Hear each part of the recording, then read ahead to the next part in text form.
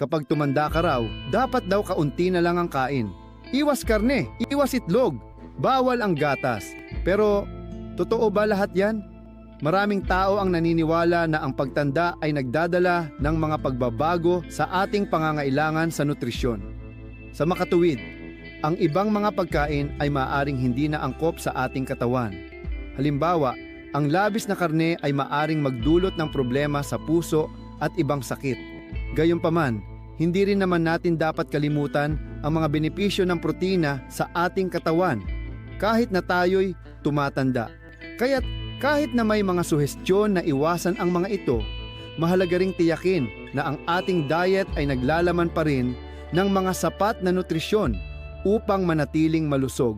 Pero totoo nga ba na ang mga limitado at pinipigil na pagkain ay ang tanging solusyon sa pagtanda? Maraming seniors ang sumusunod sa mga luma o maling paniniwala sa pagkain. At ang masaklap, ito ang dahilan kung bakit mas mabilis silang nanghihina. Sa katunayan, may mga paniniwala na ang mga matatanda ay dapat kumain ng mas kaunting pagkain upang hindi tumaas ang kanilang asukal sa dugo, na may mga pagkakataong nagre-resulta sa kakulangan ng mga nutrisyon na mahalaga para sa kanilang kalusugan. Halimbawa, ang mga prutas at gulay ay madalas na hindi pinapansin, kahit na ang mga ito ay puno ng bitamina at mineral na maaaring makatulong sa kanila na mapanatili ang lakas at sigla. Kung ang mga seniors ay mas magiging bukas sa mga modernong kaalaman tungkol sa nutrition, maaari nilang mapabuti ang kanilang kalagayan at maiwasan ang mga sakit na dulot ng maling dieta. Sa video na ito, tatalakayin natin ang 5 common myths sa nutrisyon ng mga matatanda at ang tunay na mga dapat kainin para manatiling malakas at malusog.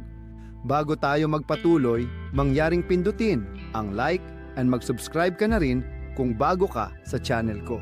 Una, bawal na daw ang protina kapag senior ka.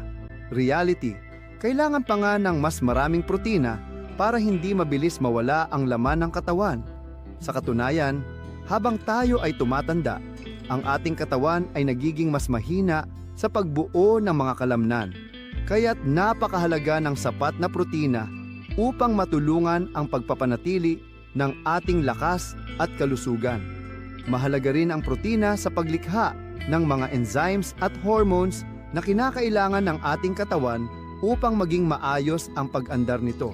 Upang masiguro ang sapat na protina, maaari tayong kumain ng iba't ibang sources tulad ng itlog, isda, tofu, lean meats, at iba pang mga pagkaing mayaman sa protina na makakatulong sa pagpapalakas ng ating immune system at pag-iwas sa mga sakit. Pangalawa, bawal na ang gatas pag matanda na. Reality, calcium at vitamin D ay mas kailangan para sa buto, lalo na habang tayo ay tumatanda.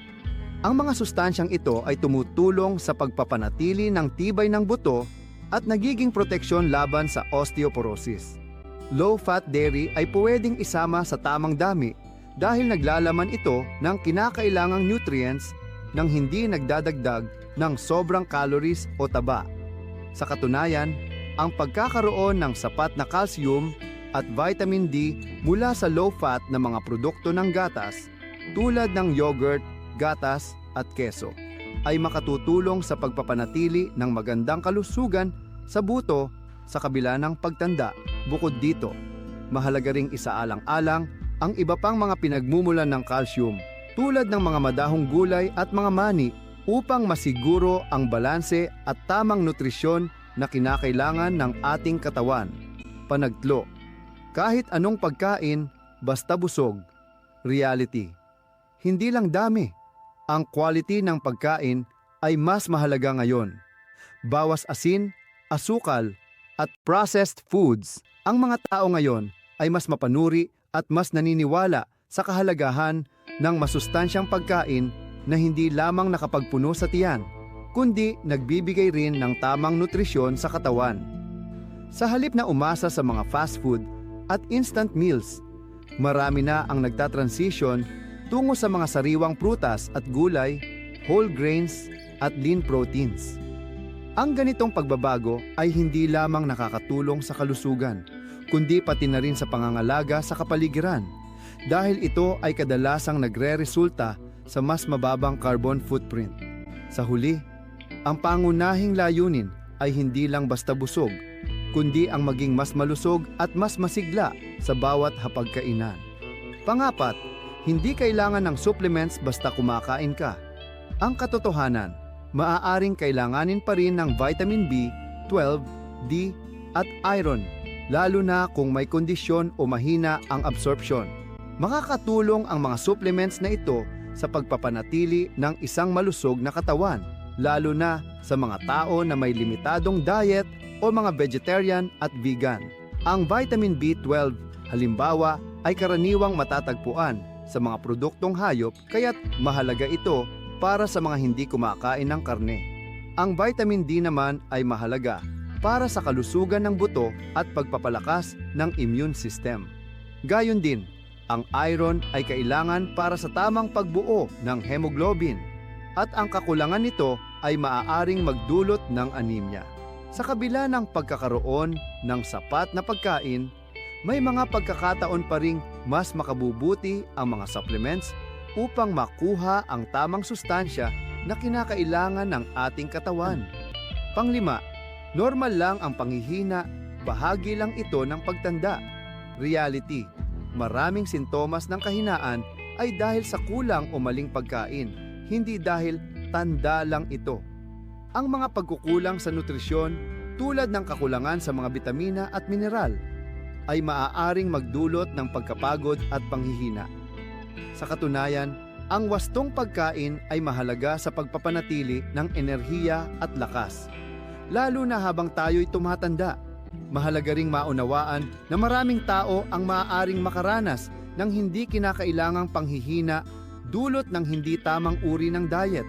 Kaya't dapat tayong maging mas mapanuri sa ating mga kinakain at isaalang-alang ang mga pagpipilian sa pagkain na makakapagbigay diin sa ating kalusugan at kabataan.